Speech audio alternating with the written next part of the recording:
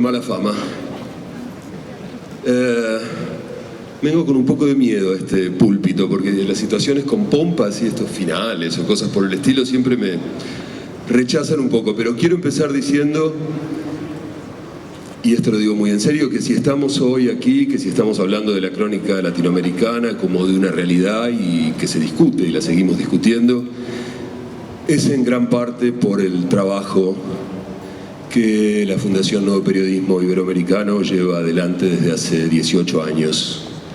Y como son 18 años, la Fundación Nuevo Periodismo ya es mayor de edad, por eso ahora se llama Fundación Gabriel García Márquez. Les voy a contar un poco entonces sobre estos 4 días. Empezamos despacio. Superamos custodias y custodios, tomamos café, admiramos paisajes, nos empequeñecimos en la grandeza del imperio, tomamos más cafés. Y por fin, para empezar, al fin, escuchamos a la maestra Elena Poniatowska, que dijo que escribía sus crónicas, que empezó a escribir crónicas como La noche de Tlatelolco, porque los medios silenciaban cosas. La maestra estableció una genealogía. Crónicas fundacionales tenían un propósito fundador: hablar de lo que nadie hablaba, darle la famosa voz a los que no la tienen, esas cosas. Ya veremos, ya habremos discutido si ese propósito sigue siendo el de nuestras crónicas. La maestra después definió una condición: soy mujer, soy subjetiva y emocional, dijo Poniatowska. Pero es muy fácil replicar su frase: soy cronista, soy subjetiva y emocional. Los cronistas tardamos en terminar de descubrirlo, somos periodistas en su verdadero femenino, subjetivos, emocionales, reivindicativos, caprichosos. Periodistas, sí. O quizá no, quién sabe, pero yo creo que sí, y que ese es el secreto. Hubo un cambio. Creo que hace 4 años, la primera vez que reunimos nuevos cronistas de Indias, nuestra preocupación principal era convencernos de que existíamos, de que éramos, de qué éramos. Tratábamos de completar la fundación y por eso en esos días la discusión central consistía más que nada en saber de qué hablábamos cuando hablábamos de crónicas. Y por eso también nos dedicábamos a reconocernos los unos a los otros. Siempre pasa. Cuando uno no está seguro de ser, sobreactúa. Recuerdo que eso me causó algún problema. Entonces escribí: dicen que son cronistas. Ponen cara de busto de mármol, la barbilla elevada, el ceño levemente fruncido, la mirada perdida en lontananza y dicen sí, porque yo, en la crónica aquella. O incluso dicen no, porque yo, en la crónica esta. O a veces dicen quién sabe, porque yo. Son plaga módica, langostal de maceta, marabunta, bonsai. Vaya a saber cómo fue, qué nos pasó, pero ahora parece que el mundo está lleno de unos señores y señoras que se llaman cronistas. Escribí hace 4 años. Yo reacciono, es lo que hago en la vida, me parece. Entonces reaccioné contra ese exceso de orgullo que se debía, supongo, a nuestra etapa adolescente. Queríamos que nos reconocieran. Pero pasaron 4 años. Nos hicimos más grandes. En el medio tuvimos ese famoso éxito de estima. Se nos pasó, supongo, espero, ese síndrome adolescente. Se han publicado antologías de crónica, abundan los cursos de crónica, aparecen tesis que estudian la crónica, nos reunimos en un castillo del imperio. Ahí están las posibilidades y el peligro. Aprendimos, entre tanto, que aquella función que mentaba Poniatowska de romper el silencio ahora quedó más bien en manos de las redes sociales, de la virtualidad inmediata. Hace 4 años la irrupción de esos medios nos problematizaba. Los debatíamos, nos debatíamos, los temíamos. Ahora, tantos tweets más tarde, ya no los discutimos. Pensamos cómo hacer para aprovecharlos. Con cierta resignación a no seguir buscando por ahora formas narrativas propias de esa virtualidad. Ahora en este encuentro varios me sorprendieron diciendo que el mejor uso que podemos hacer, por el momento, de la red, es que sea un buen soporte, fácil de difundir para el viejo texto escrito. Pero aquella mañana, hace tanto tiempo, anteayer, la maestra Poniatowska al fin habló un poco más de quiénes somos. Somos lo que escuchamos, somos la confianza que hemos recibido, dijo, las historias que otros nos prestaron, con la esperanza de que las contáramos, si no mejor, a más personas. Y ahí empezó la discusión. 3, 4 días de discusión, rica, variada, dispersa, agotadora, incesante.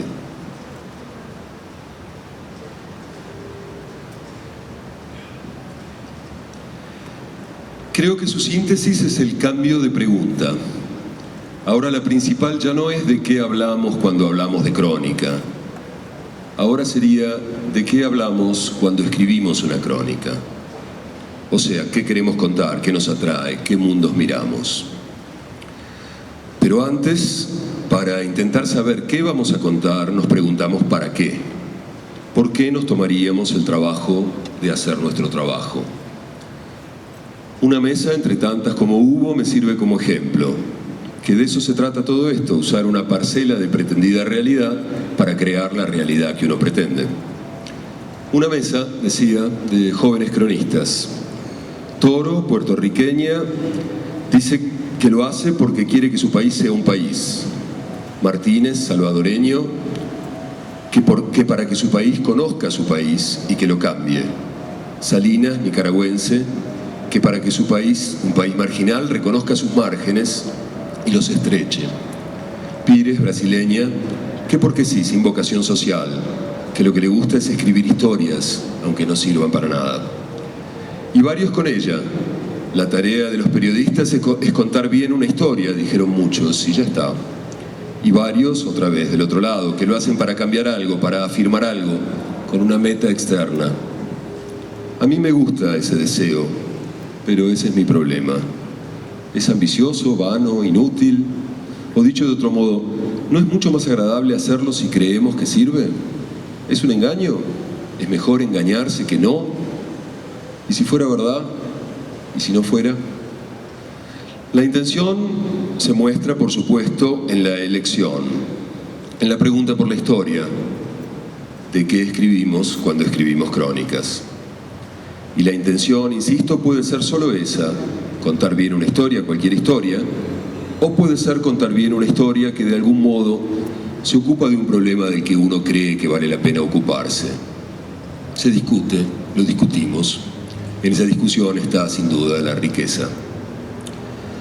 Aunque se corren riesgos, el peligro, dijo alguien, de caer en la tentación de armar la Freaks Collection, una galería de raros, de singulares, de atracciones de feria, o el paseo autocomplaciente, la crónica en su formato cuando yo, cada vez mejor escrita, más compuesta.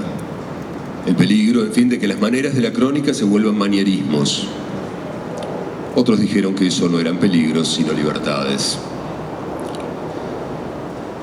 En todo caso, hubo cierto consenso en huir de un empecinamiento en la miseria que ya no suele cumplir con las metas que busca y buscarle otros modos.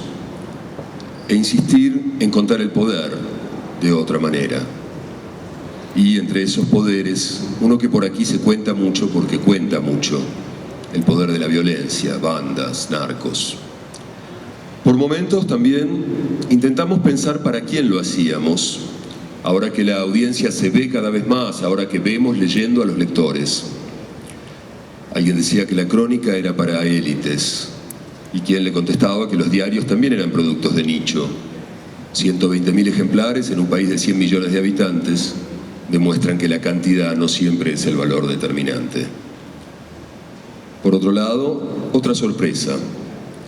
Hablamos de soportes, de medios para las crónicas, pero ya no hablamos de los grandes medios, de los periódicos más tradicionales.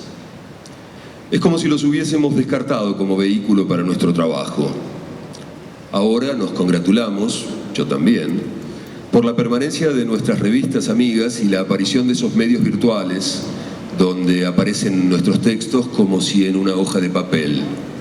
Anfibia, Silla Vacía, Frontera D, Puerco Espín, y siguen firmas. Y que no hay por qué, se decía, innovar en las formas de la crónica. Eso dijeron varios. Hubo cierto consenso raro en que es mejor no cambiar mucho en la manera en que las crónicas se hacen, se presentan. Y un joven ecuatoriano, Andrade, que el problema no es el género crónica y sus cambios, que la pelea es conseguir que seamos distintos entre nosotros, que cada cual escriba con su voz. Y yo creo que eso sería, si es, una prueba de que hemos llegado a alguna parte, digo, a un punto de partida. Hubo sobre todo cruces, propuestas, contactos, más trabajo de redes. Uno de los cronistas más jóvenes me decía que ya se había conectado con 3 editores con los que quizás podría hacer algo. Otros armaban libros, otros mejoraban sus páginas virtuales. La Fundación García Márquez lanzó su web de cronistas, la Fundación Tomás Eloy Martínez su beca en alianza con Soho, más encuentros, cantidad de proyectos. Son retazos, girones de 4 días tan acelerados que terminaremos de oír lo que dijimos dentro de semanas, meses. Me queda, en medio de todos estos restos, claro, un punto menor. Nos encontramos, nos buscamos, nos encontramos algo más. Hacemos lo que muchos querrían y, mejor, lo que nosotros mismos querríamos. Somos privilegiados. Hemos decidido hacer el trabajo que nos gusta y a veces incluso lo logramos.